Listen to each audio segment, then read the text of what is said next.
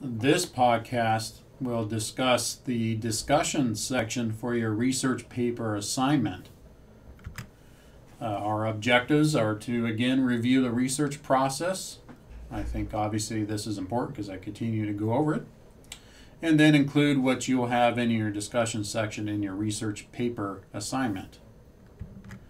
As a reminder, here's the overview of research, how we go about doing a study or conducting a study. Our first step is we conduct a literature review. Actually, first step again is we have some kind of topic that we're interested in. We go and read the current literature on the topic. We narrow down our topic to develop a research question, which also gives us a purpose statement. Then we develop a hypothesis, and then we develop research methods to answer our research question and to test our hypothesis. If we were actually doing this study, if you're doing a thesis or master's research study, or even maybe at a university where you may conduct research, you may have to turn in a research proposal and obtain institutional review board approval for the protection of human subjects. And after you get your research proposal approved and get the IRB approval, then you actually conduct your study, which means you collect data, whatever kind of study you're going to do. There's going to be numbers. It can either be actual numbers, or it can be word numbers or word values. Then we have to analyze our data. Then we have to interpret and report and evaluate that data. That means draw findings and conclusions. In the one of the other podcasts, I discussed how to write the results section, which means what was actually found in the data. That was in the analyzing the data and doing some interpretation of that data, the descriptive statistics and the actual statistical analysis. That's in the results section. In this section, we're talking about the discussion of the data or reporting and evaluating the data. We want to draw conclusions and findings from our data. We want to answer the so what question. What does all of this information mean? What's it mean to me? What's it mean to others outside of us?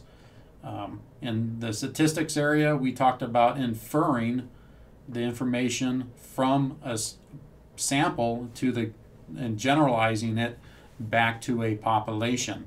This is where we actually describe this in the discussion section. For your paper, the discussion section is going to be the hardest section you'll write, not only for the research study or research paper assignment. For those of us that actually do research, this is still the hardest part to write. Our textbook in chapter 20 talks about this. They make the point of this, that this is the hardest section to write. Hopefully this podcast will help you understand this a little bit better. For your paper that you have to turn in for our class, you have to write the following sections. You'll have a 1-paragraph section on the conclusions, 1 to 2 paragraphs providing a discussion, and 1 to 2 paragraphs on recommendations. And obviously I'm going to go through each one of these sections in detail. So the first section of your discussion section, kind of confusing, is that you'll talk about the conclusions. What were the findings of the study? In the results section, we talk about the findings, but you use a whole bunch of numbers to describe the findings. I want you to put the numbers into words. What were the probable findings of the study? Use words to explain what those numbers meant. And here's an example from a study that was actually done here at the school. The author restates the purpose of the study. The purpose of the study was to investigate the psychological response to injury of student athletes at a NAIA institution as measured by the MPRSII. then she gives the findings. It was found that there were no significant differences in the psychological responses to injury in student athletes participating at the NAIA institution. So she restates the purpose of the study and then answers that, says there is no difference between the responses of those to the injury. It's not the best example in the world. I would like it to be a little bit better than that, but that's just one example. And the way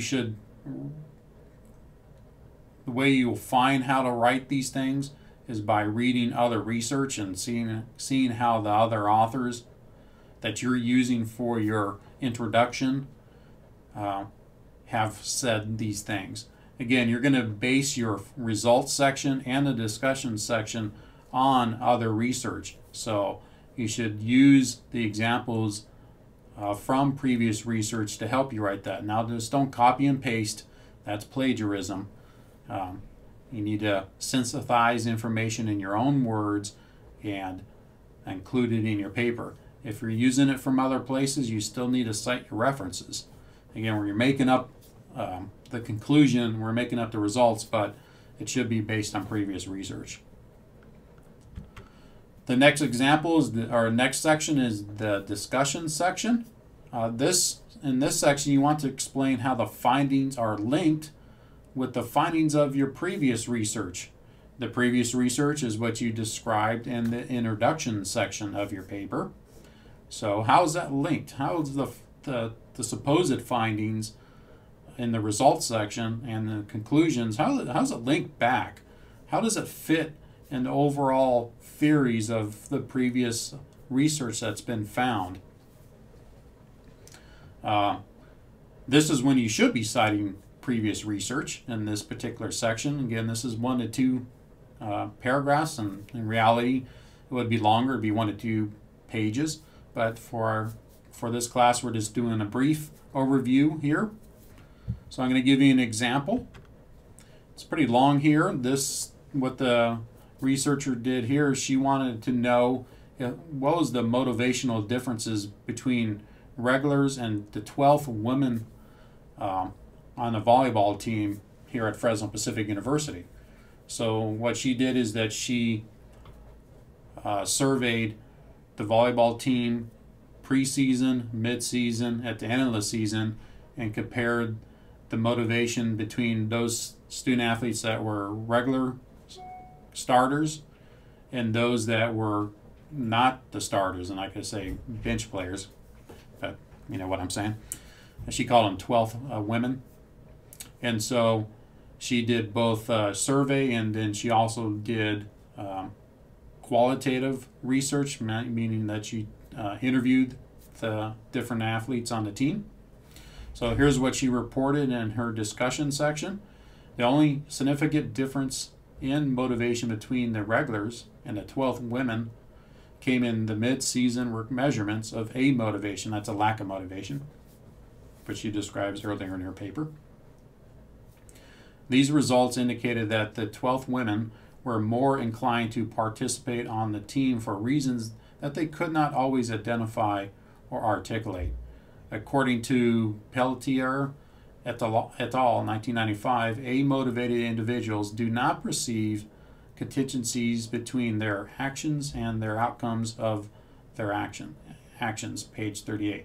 Okay, so she's relating the findings from this current study that she did back to the study in 1995. She's linking the findings between previous research and this study that she did. Amotivated individuals often experience feelings of incompetence and a lack of control over the situation. Again, she's linking it to this DC and Ryan study in 1985. Statements made by the 12th women during the midpoint of the season reflected these views. Members commented that my role often goes overlooked by teammates and coaches, and now the bracketed information means that the researcher finishes the ideal and the thought. And my teammates and coaches don't feel my input is important. So this is a really good example of a discussion, because she talks about the findings of that particular study, how it's linked back to previous research. Then she provides an example of how that the findings in the study were also linked to the previous research. So this is a really good example of how to link previous research to your current research. Again, you're making it up, but it gives you an example. The next section is called a recommendation section. Again, 1 to 2 paragraphs. And what I want you to do is provide recommendation for kinesiology based on your results. Another way to look at this is, how can other PE teachers, if that's your audience, athletic trainers, if that's your audience, coaches, if that's the audience, sports administrators, etc., use this information. Now, if the topic that you're writing about is PE teaching, just address the PE teachers. If it's athletic trainers, just address it to athletic trainers, etc. Coaches, sport administration. Whoever your paper is for, address it to those individuals. What recommendations can you make based on the results, the findings, the conclusion, and the linkage to the research can you make to others in our field? Another way to put this is, if you're reading this article as a PE teacher, this is where you want to read it. And okay, so what can I use out of this? How can I be a more effective teacher based on this study findings? So let's give you an example. Let me give you a background on this study. In this study, the researcher wanted to see if there was a difference between using different imageries with learning a motor skill.